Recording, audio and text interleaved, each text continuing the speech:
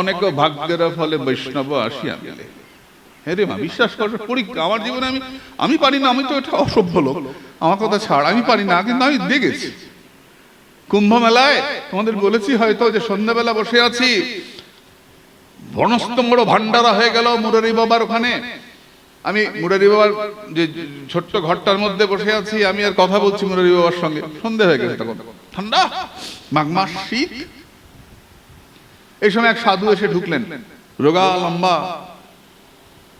আমি মুরারি বাবাকে দেখছি, মুরারি বাবা আসুন, मैं फलाहारी हूं, আমি ফল খাই। হ্যাঁ, আর মুরারি বাবা কৌটা খুলে খুলে কাজু আর কিশমিশ আর পেস্তা দেয়, আর সাধু খাইলায়, যাহা দেয় সব খাইলায়। আমি মনে মনে ভাবতেছি, বেটা রাখে কই এত খাবার, আমি তো সাধারণ মানুষ, আমি তো কাজু বাদাম গুন্না গুন্না খাই আজকে।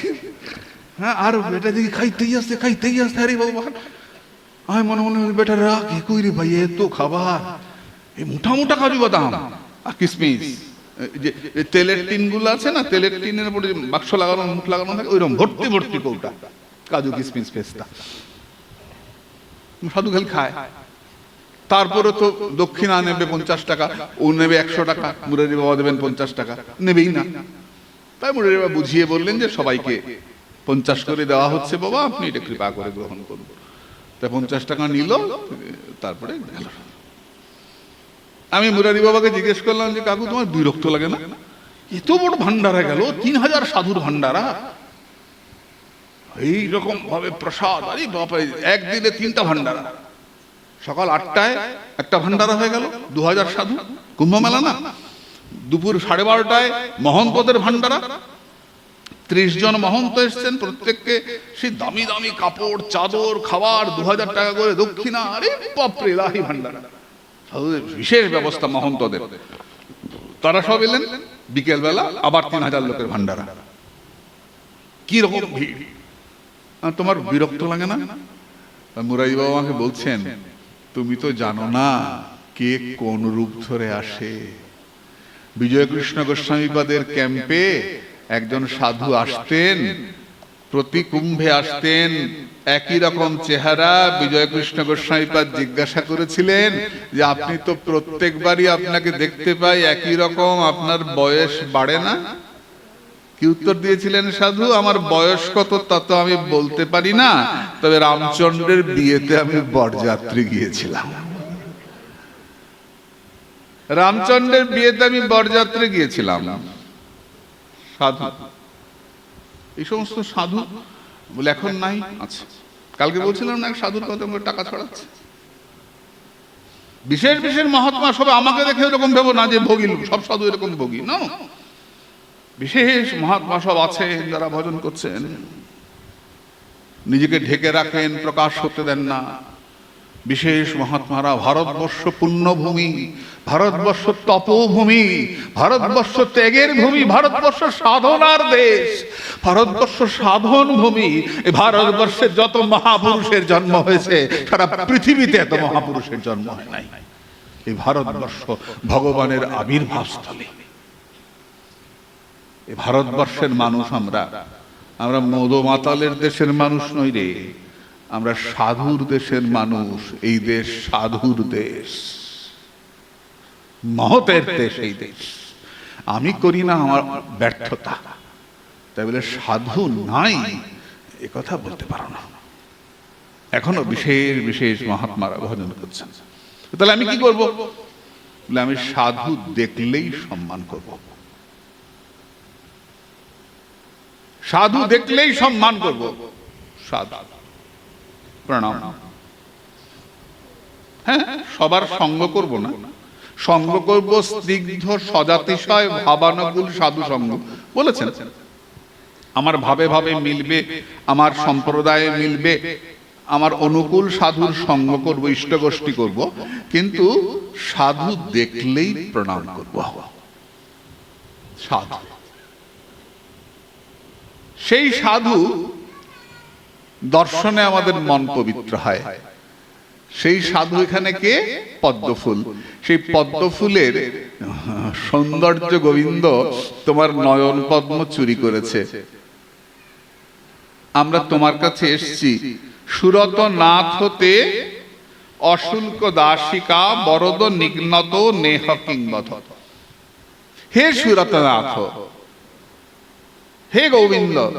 সুরতনাথ শব্দের অর্থ সুষ্ঠু রতনং জননম উপতাপকঃ। সোজা বাংলায় বলি, যে ব্যক্তিকে দেখলে ভালোবাসা বেড়ে যায়, সুরত নাথ, যাকে দেখলে ভালোবাসা বর্ধিত হয়। হা কৃষ্ণ বল গোবিন্দ, এ জগতে কে আছে যে তোমাকে দেখে তোমার বাঁশির সুর শুনে তোমাকে ভালো না বেসে থাকতে পেরেছে? এ জগতে এমন কে আছে যে তোমাকে দেখার পর বাঁশির সুর শুনেছে, তারপর তোমাকে ভালো না বেসে থাকতে পেরেছে? তাহলে বৃন্দাবনে এত শত্রুতা কেন? শত্রুতা নাই মা, জটিলা কুটিলা শত্রু নয়, তারাও লীলার সহকারিনী, তারাও লীলাকে বাড়িয়ে তোলে। গোবিন্দ আয়নের কাছে গেছেন, জটিলা দেখতে পেয়েছেন, বকা দিয়েছেন, গোবিন্দ পালিয়ে গেছেন, জটিলা চিৎকার করছে, ওই কানাই, ওই নন্দের বেটা আমার বাড়িতে এসেছিল, খুব করে গালাগালি করছে, আমার বউয়ের কাছে এসেছিল।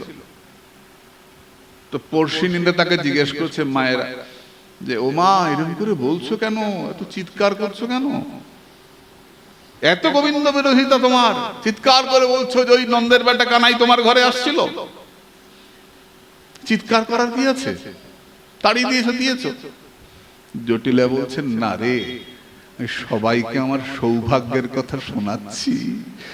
মুনি ঋষিগণ যাকে ধ্যান করে পায় না, সে না ডাকতেই আমার ঘরে আসে। আমার মতো সৌভাগ্যশালিনী কজন আছে বৃন্দাবনে? মুনি ঋষিরা যাকে ধ্যান করে পায় না, সে যেচে যেচে আমার ঘরে আসে। আমার সৌভাগ্যের কথা সবাইকে জানাচ্ছি, এত সৌভাগ্য আমার, বৃন্দাবনে কৃষ্ণ আমার ঘরে আসে। অমনি করে কৃষ্ণের শত্রুতা নাই, যা আছে দেখতে পাচ্ছ সব লীলার সহকারিনী, এরা সব লীলাকে বাড়িয়ে তোলেন। কুটিলা আয়ানকে নিয়ে এসে যদি না আসতো, আমরা কৃষ্ণকালী রূপ দর্শন করতে পারতাম না। আর কুটিলাও গাছের আড়ালে দাঁড়িয়ে কৃষ্ণের বাঁকা চরণের দিকে তাকিয়ে থেকে ধন্য হতে পারত না। সব লীলার সাহায্য, লীলাকে বাড়িয়ে তোলা, যা কিছু দেখতে পাচ্ছ, রাধারানীর বিরোধিতা, জানবে সব লীলাকে বাড়িয়ে তোলার জন্য, আনন্দকে বাড়িয়ে তোলার জন্য। সুষ্ঠু রতনং জননম উপতাপকঃ, যে ভালোবাসাকে বাড়িয়ে তোলে। সুরতনাথ,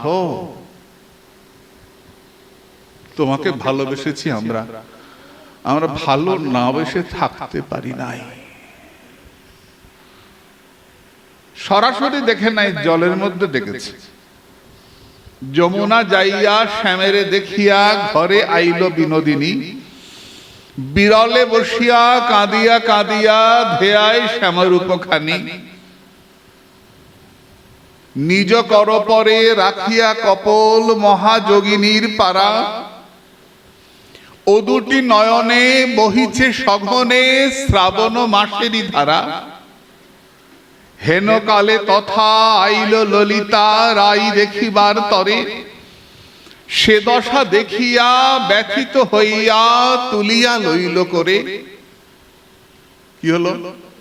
যমুনা যাইয়া শ্যামেরে দেখিয়া, যমুনাতে কলসিতে জল ভরছেন প্রাণেশ্বরী, আর গাছের ডালে গোবিন্দ বসে আছে কৃষ্ণ, আর শ্যামের আলো ছবি পড়েছে যমুনার জলে। যমুনার জলে শ্যামকে দেখে ব্যস্ত হয়ে গেল।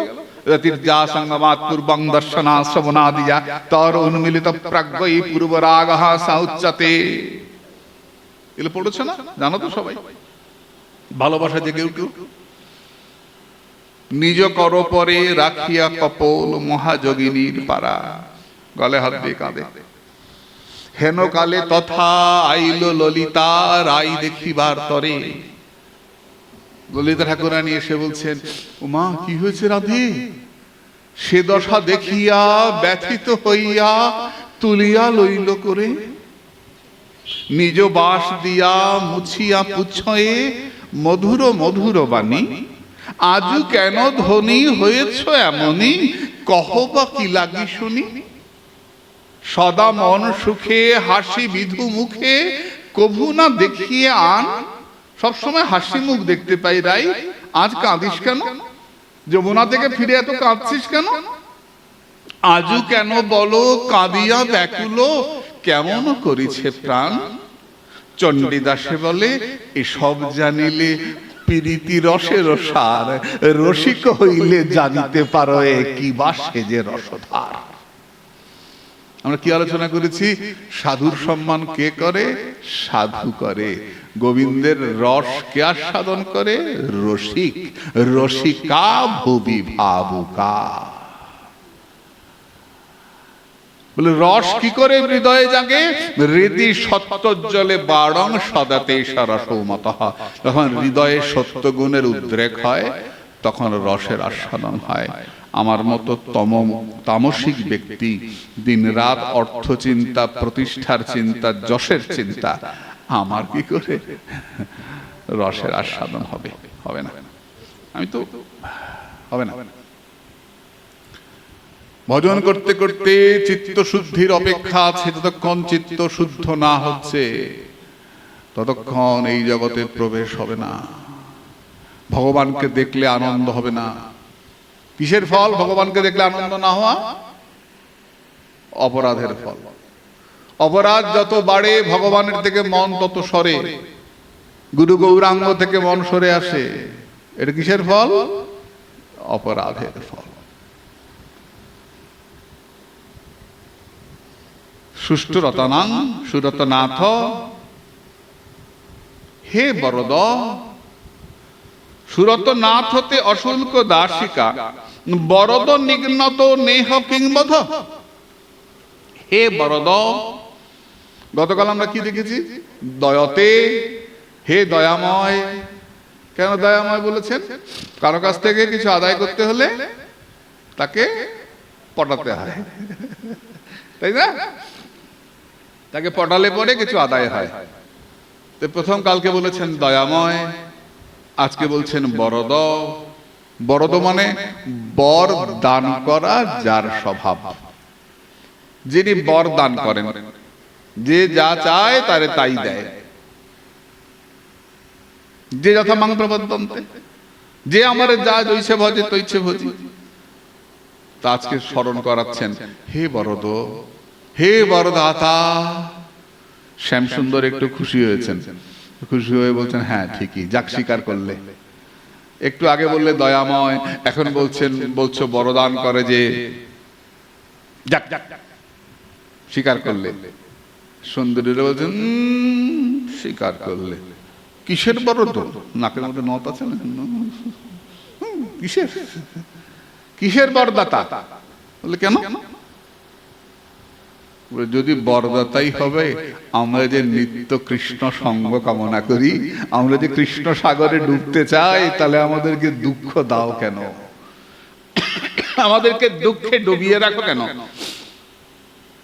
কিসের বরদাতা তুমি? তাহলে আমি চলে যাব? না না, যেও না। তে অশুল্ক দাসিকা। আহা, শ্যামসুন্দর আড়াল থেকে বলছেন, দেখো আমার তো অল্প বয়স, আমার তো 9 বছর বয়স, তোমরা এসছো আমার কাছে, আমি তো তোমাদের স্ত্রী রূপে গ্রহণ করতে পারবো না। আমার এখন কৈশোর বয়স, আমি এখন তোমাদের স্ত্রী রূপে গ্রহণ করতে পারবো না। আমার 9 বছর বয়স। রাসলীলা গোবিন্দের কত বছর? 9। সখীদের 5, 6, 7। আমি তোমাদের স্ত্রী রূপে গ্রহণ করতে পারবো না। সুন্দরীরা বলে, আমরা তোমার স্ত্রী হতে আসি নাই, আমরা তোমাকে বিয়ে করতে আসি নাই গোবিন্দ। বলে কি করতে এসছো? আমরা তোমার দাসী হতে এসছি, আমরা তোমার দাসী হব। আনের আছয় অনেক জনা, আমার কেবল তুমি। তোমার চরণে আমার পরাণে বাঁধিল প্রেমের ফাঁসি, সব সমর্পিয়া এক মন হইয়া নিশ্চয় হইলাম দাসী। না ঠেলিও ছলে অবলা খোলে, যে হয় উচিত তোর ভাবিয়া দেখিনু প্রাণনাথ বিনে, গতি যে নাহি কোম। আমরা তোমার দাসী হতে এসেছি। ও দাসী হবে, কিন্তু দাসীকে তো মায়না দিতে হয়। আমার তো কোনো রোজগার নেই, আমার বাবা রাজা, কিন্তু আমার তো কোনো রোজগার নাই যে আমি তোমাদের মাসে মাসে মায়না দেবো। তা তোমাদের কত করে মায়না দিতে হবে? হে বন্ধু, হে প্রাণবল্লভ, আমাদের মায়না দিতে হবে না। আমাদেরকে একবার স্বীকার করে নাও আমরা কৃষ্ণ দাসী।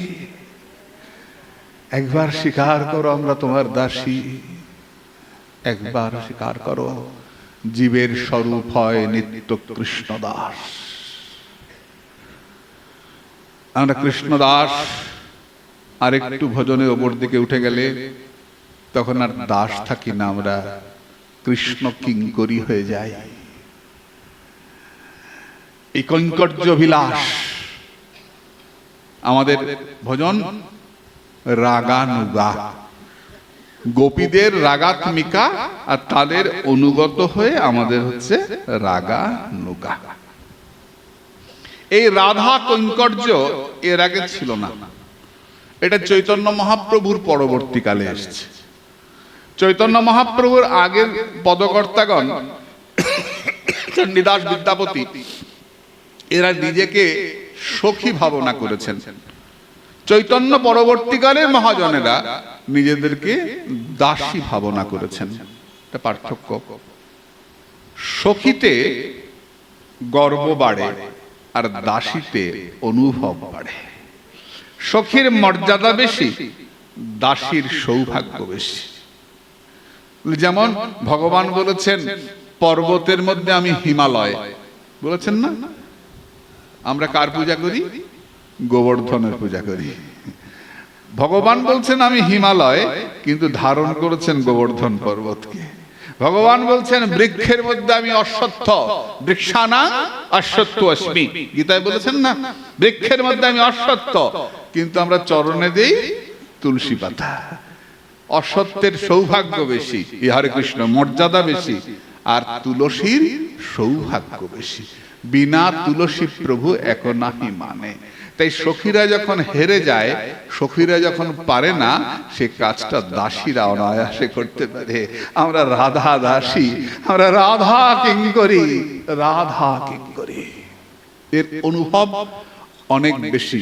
আমাদের জগৎটাই তো ভাব জগৎ বাবা, এখানটায় অনুভবটাই সব কথা। বিবেকানন্দ বলছেন না, নরেন আমাকে ঈশ্বর দেখাতে পারো? তুমি দেখেছো? ঠাকুর বলছেন তোকে যেমন দেখছি না, এর থেকেও কাছ থেকে দেখেছি। জানিস নরেন, মাকে দেখা যায়, মার কথা শোনা যায়, কিন্তু মানুষের স্ত্রী পুত্র পতির দুঃখে ঘটি ঘটি কাঁদে রে। আমার মায়ের জন্য কে কাঁদে বল? আমার মায়ের জন্য যে চোখের দুফোঁটা জল ফেলে, মা তাকে নিশ্চয়ই দেখা দেয় রে নরেন, মা তাকে নিশ্চয়ই দেখা দেয়। ও ঠাকুর, আমায় দেখাতে পারো? আগে বিশ্বাস কর, মা আছে। বিশ্বাস, অনুভব। তুমি রাধা দাসী, তোমাকে বিশ্বাস করতে হবে, অনুভব। কালকে আমরা কি বলেছি? যে সিনেমা দেখতে দেখতে সিনেমার চরিত্রে আমরা মিশে যাই। হরিশ্চন্দ্র কাঁদেন, আমিও কাঁদি। আমি হরিশ্চন্দ্র নই, কিন্তু ওখানে উনি ছেলে পড়াচ্ছেন, আমি কাঁদছি, তখন আমি হরিশ্চন্দ্র হয়ে যাই। তেমনি নাম করতে করতে আমাদের শরীরটা নামময় হয়ে যায়, নামময় হয়ে যায়। এটা সাধকের হবে, আমার মতো সাধারণ মানুষের হবে না। সাধকের জীবন এটা হয়। আগে বিশ্বাস কর মা আছে, আগে বিশ্বাস কর মা আছে। বিশ্বাসে মিলায়, বিশ্বাস। প্রথমেই বলেছেন বিশ্বাস, আদৌ শ্রদ্ধা। শ্রদ্ধা মানে, শ্রদ্ধা শব্দে কহে শাস্ত্রে সুদৃঢ় বিশ্বাস। এই বিশ্বাসটা কিভাবে আসবে? শতাংকৃপা মহৎ সেবা শ্রদ্ধা। যাদের বিশ্বাস আছে তাদের সঙ্গ করতে করতে বিশ্বাসটা আসবে, এমনিতে আসবে না। লোহা আর আগুন আলাদা, কিন্তু আগুনের সঙ্গে রেখে দিলে লোহাটার মধ্যে আগুন ঢুকে যায়, লোহাটা আগুন হয়ে যায়, হয় না, ঝকঝকে হয়ে যায়। দুটো আলাদা। তেমনি আমি জড় জগতের মানুষ আর সাধু আলাদা, কিন্তু সাধুর কাছে থাকতে থাকতে কখন আমি সাধু হয়ে গেছি আমি বলতেই পারি না। আমি সাধু হয়ে যাব। মারে আমি যেটুকু পড়েছি, যেটুকু সাধু মুখে শুনেছি, ঘুরে ফিরে একটা কথাই, সাধু দেখলেই প্রণাম করো আর বদন ভরে নাম করো, এছাড়া আমাদের কোনো সতী নাই।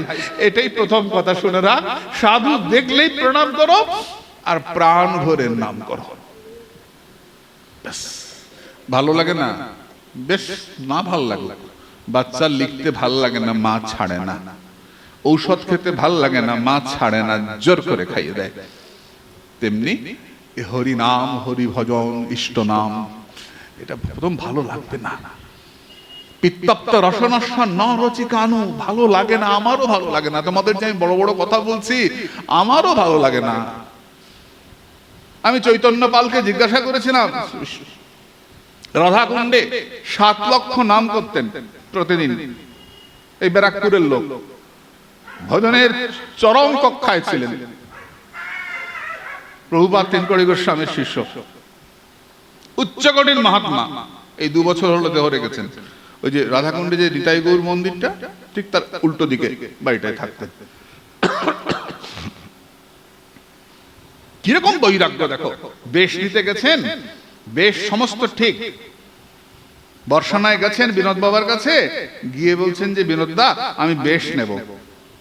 বিনোদ বাবা বলছেন, আপনার ব্যাংকে অ্যাকাউন্ট আছে না? পেনশন পান না? আপনি চাকরি করতেন, আপনি পেনশন পান না? বলে হ্যাঁ পাই। বলে আপনার তো একটা ভরসা আছে, ব্যাংক অ্যাকাউন্ট আছে। একটা ভরসা থাকতে কি রাধারানীর চরণ ভরসা করা যায়? আর সব ভরসা চলে যাবে, তখনই তো রাধারানীর চরণ ভরসা হবে।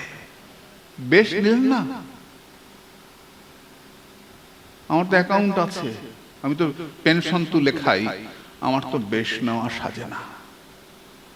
ভাবতে পারো কিরকম তীব্র বৈরাগ্য! পট করে একটা পোশাক পরে ফেললাম, পট করে একটা নতুন পোশাক পরে ফেললাম, তারপরে ভান্ডারা খেতে আরম্ভ করলাম, তারপরে লোকের মাথায় পা দিতে আরম্ভ করলাম, আর ইচ্ছা। তাই আমি চৈতন্য পালকে জিজ্ঞেস করেছিলাম, একসঙ্গে গৌরমণ্ডল পরিক্রমায় বেরিয়েছিলাম, ওই যে ঘোরে না কতদিন, 42টা জায়গা, যে কাকু সব সময় তো নাম করতে ইচ্ছে করে না, নাম করতে করতে একসময় ভালো লাগে না, তখন কি করবো? বেশ, নাম করতে ভাল লাগে না, গ্রন্থ পড়বে, বইও পড়তে ইচ্ছে করে না, বই পড়তে ইচ্ছে করে না, মালা করবে, ভগবানের মালা গাঁথবে, ভগবানের সেবা কাজ করবে, তা করতে ইচ্ছে করছে না, দর্শনে বেরিয়ে পড়বে, দর্শন করবে, ঘুরে ঘুরে মন্দিরে মন্দিরে ঘুরবে। যে কোনো উপায়ে ভগবানের সঙ্গে মনটা লাগিয়ে রাখবে। সে ভগবানের বাসনি মাজো, আর ভগবানের মালাই গাঁথো, আর মালাই করো, আর গ্রন্থ পাঠি করো, ভগবানের সংস্পর্শে থাকা কেনাপি উপায় ন, যে কোনো উপায়ে মনটা লাগিয়ে রাখবে। কি ভজনের বৈরাগ্য! ওনারা কয়েক ভাই, জানো মা বিয়ে করবেন না, তো মায়েদের থাকে না, ছেলেরা বড় হলেই বলতে থাকে বিয়া কর, বিয়া কর, বিয়া কর। ওনার মা তাই বলেছেন, ওই বুড়িকেও আমি দেখেছি, ঠাকুমাকে। তো উনি বিয়ে করবেন না, তো ওই বুড়িমা ওনাকে নিয়ে গেছেন প্রভুপাদ কানপ্রিয় গোস্বামীর কাছে। কানপ্রিয় গোস্বামী নাম বিজ্ঞানাচার্য। কানপ্রিয় গোস্বামী নবদ্বীপে জিজ্ঞাসা করছেন, ওমা কেন আসছো? বাবা প্রভু আপনি কইয়া দেন না, ও বিয়া করতে চায় না, ওরে বিয়া করতে কন না। কানপ্রিয় গোস্বামী বলছেন, কেন মা, তোমার কয়টা ছেলে? 4টে না 5টা বলেছে। বলে আরগুলা বিয়া করছে? বলে হ্যাঁ করছে। বলে একটা নাই করলো, ওইটারে আমারে দিয়া দাও। যেই বলেছেন উনি বুড়ি উঠে হাত ধরে প্রভুর কাছে সঁপে দিয়ে একা বেরিয়ে চলে এসেছে। দিয়া গেলাম। ওই বুড়ি মায়ের যেদিন 100 বছর পূর্তি হলো রাধাকুণ্ডে, আমি গিয়ে জিজ্ঞাসা করছি, ও ঠাকুমা তোমার তো 100 বছর হয়ে গেল, কি নিবা? আমারে ভাগবত সপ্তাহ শুনাইবা। আলে ও বুড়ি, এই না হলে ওই ছেলে হয়েছে? হ্যাঁ, ওই বুড়ি না হলে ওই ছেলে হয়েছে?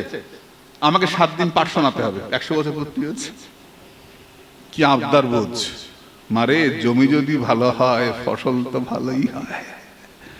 যে মা সন্ধ্যা হতেই মোবাইল নিয়ে বসে, টিভির সামনে বসে, সে মায়ের ছেলে তো আর 7 লক্ষ নামও করবে না। যে মা সন্ধ্যে থেকেই ফেসবুক হোয়াটসঅ্যাপ নিয়ে বসবে, সেই মায়ের ছেলে তো আর সাধু হবে না। আর যাই হোক, যেমন বীজ ভালো হতে হয় তেমনি জমিও ভালো হতে হয়। সচি মায়ের ঘরেই নিমাই আসে, জগন্নাথ মিশ্রের ঘরে মহাপ্রভু আসে, মধু মাতালের ঘরে মহাপ্রভুর আবির্ভাব হয় না। তাই মা বাবা যদি ভক্ত হন, সন্তান ভক্ত হবে বাধ্য। সংস্কার তো, এই সংস্কার চলতে থাকে। আমরা আমাদের সন্তানদেরকে তো শেখাই না, ছোটবেলা থেকে পুশিক্যাট পুশিক্যাট আর মোবাইল গেম আর এসব খেলা শেখাতে গিয়ে বাচ্চাটা ধর্ম থেকে সরে যাচ্ছে। আর তাই সারা ভারতবর্ষে আজকে হিন্দুর সংখ্যা কমে যাচ্ছে। যে কটা আছে, এই গতকালকে উত্তরবঙ্গ থেকে একটা পরিবার এসছে, আমার পরিচিত বহুদিনের। কি রে ছেলেরা কি করে? হ্যাঁ, ছেলে তো ক্যালিফোর্নিয়া চলে গেছে, আমেরিকা। বউ বলে, বউ তো এমডি, ওখানকার ডাক্তার, ওখানকার ওরা সিটিজেনশিপ নিয়ে নিয়েছে। হারে সিটিজেনশিপ নিয়েছে, ক্যালিফোর্নিয়া ডাক্তার, তো ওরা ধর্ম মানে তো? যাওয়ার সময় গীতাটা পকেটে দিয়ে দিয়েছিস তো, যে বাবা একটু পড়িস? না, ওসব ওরা বলে তোমরা তো ভগবানকে পেয়েই গেছো, আমাদের আর পাওয়ার দরকার নেই। চিন্তা কর,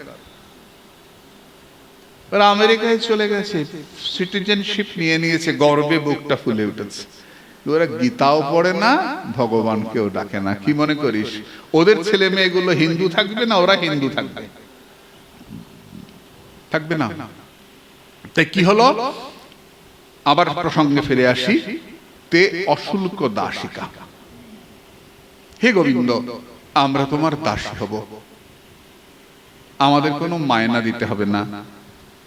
একবার শুধু স্বীকার করে নাও, আমরা তোমার রাঙাচরণের কেনা দাসী। শ্রী গোবিন্দ বলছেন, ও তোমরা আমার বিনা পয়সার দাসী? তা বেশ, তাহলে তো আমি প্রভু, আমি ইচ্ছা করলে মারতেও পারি, ইচ্ছা করলে রাখতেও পারি, আমার ইচ্ছা, তাই না? তোমাদেরকে মারবো কি রাখবো সেটা আমার ব্যাপার, আমি তো প্রভু। প্রভু কাকে বলে? কাকে বলে প্রভু? অনুগ্রহ নিগ্রহ সমর্থ, যিনি আদর করতে পারেন, যিনি পিটাতে পারেন, মারতে পারেন। বলেছেন না, তুমি আমার চরণের তলায় ফেলে রাখো আর বুকেই টেনে নাও, মত প্রাণনাথস্তু সয়েব না পর, সেই কাজটাকে বলা আছে না? প্রভু কাকে বলে? মুখে তো প্রভু বলি, প্রভু মানবো কি করে? বলে তুমি আমাকে বুকে রাখলেও তুমি আমার প্রভু, আমাকে পায়ের তলায় ফেলে রাখলেও তুমি আমার প্রভু, তুমি ছাড়া ওর আর কেউ নয়। মত প্রাণনাথস্তু সয়েব না পর। এই না পর শব্দটা দিয়ে যে কত ব্যাখ্যা আছে। ন অপর,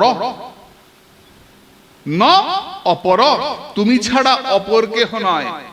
মহাপ্রভু বাক্য, মহাজন তার উপর আস্বাদন করছেন যে অপর এই শব্দটাও বলা যাবে না।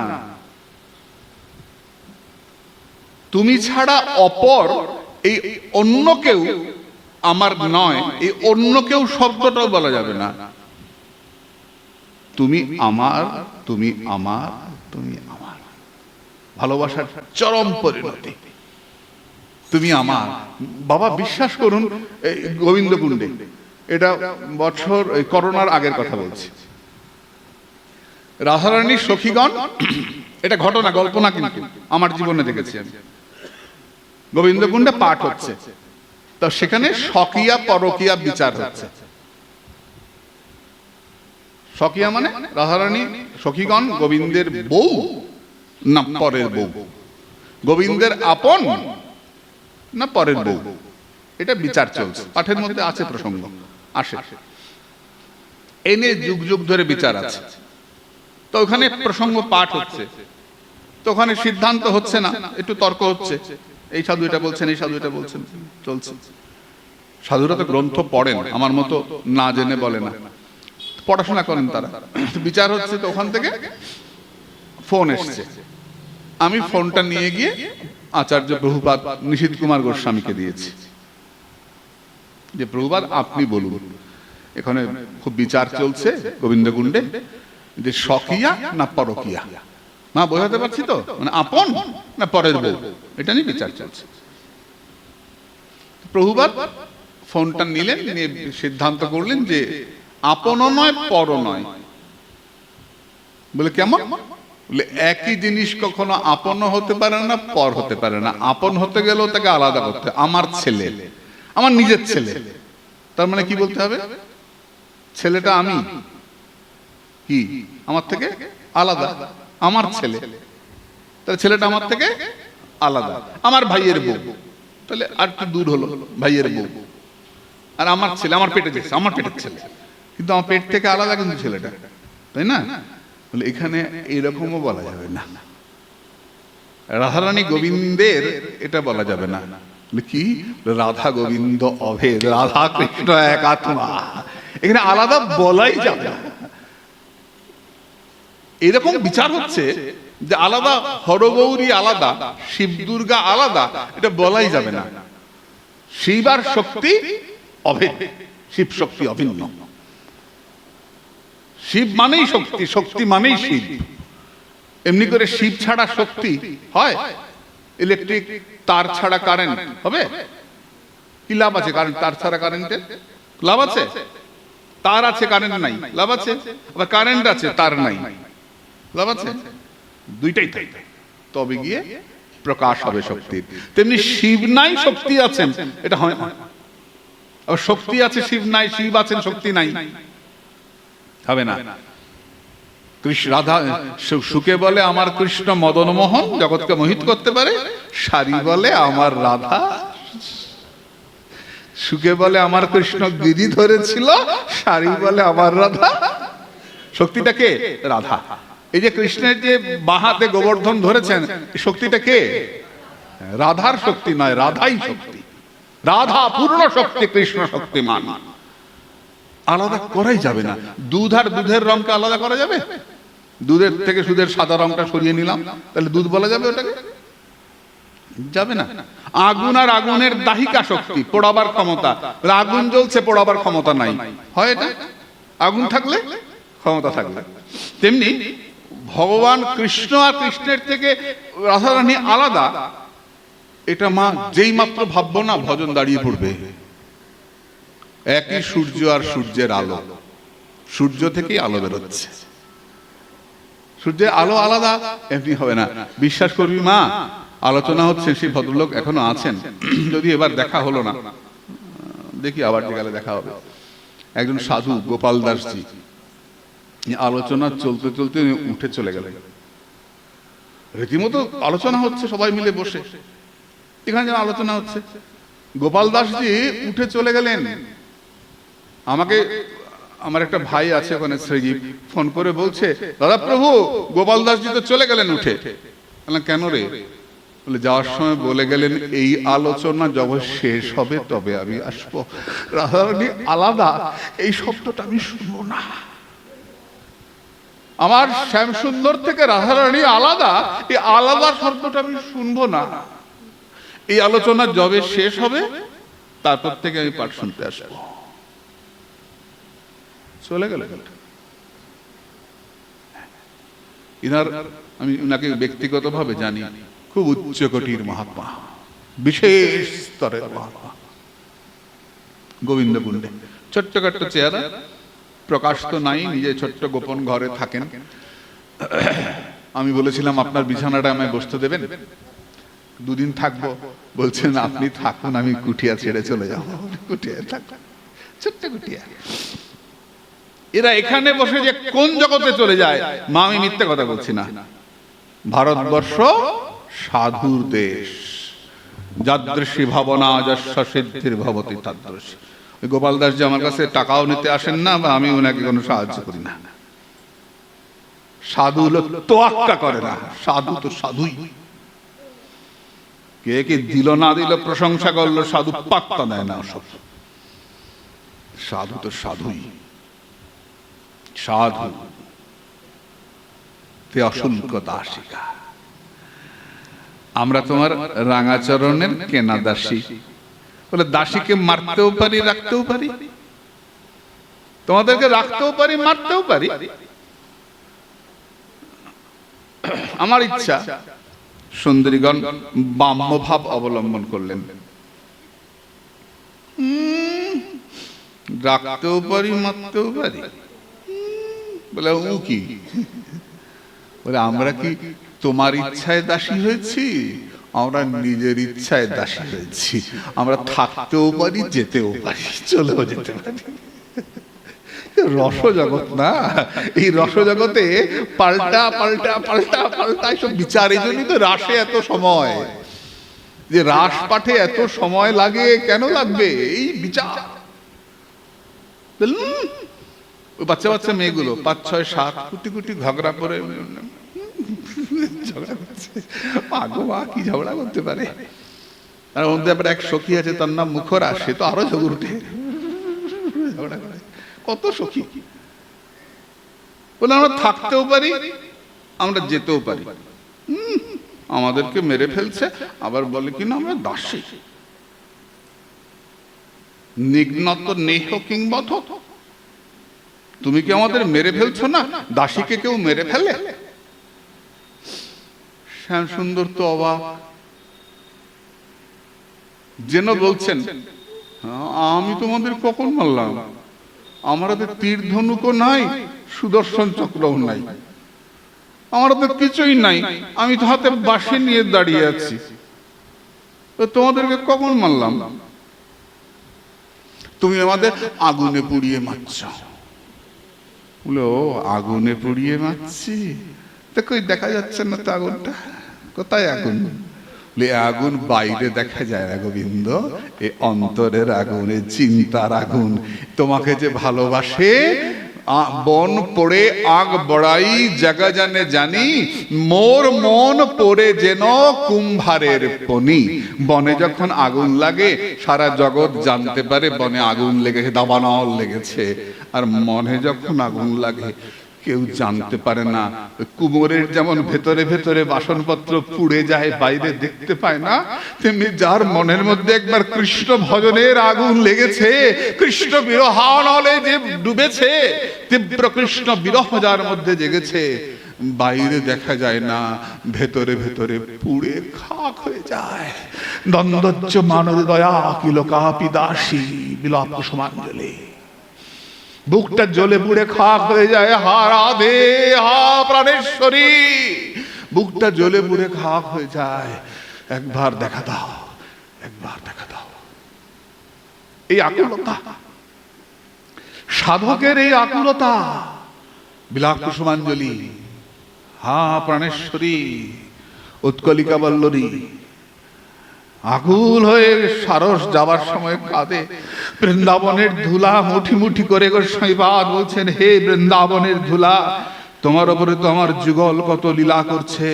হে ব্রজের ধুলা, তুমি আমি অঙ্গে মাখছি, তুমি আমায় একবার যুগল দেখাও, একবার যুগল দেখাও। আমরা হাত দেখানো কেউ বিশ্বাস করি, কেউ অবিশ্বাস করি। কেউ বিশ্বাস করে হাত দেখায়, হাতটা দেখা হতো, কেমন কতদিন বাঁচবো, কি হবে, চাকরি হবে কিনা, ব্যবসা হবে কিনা।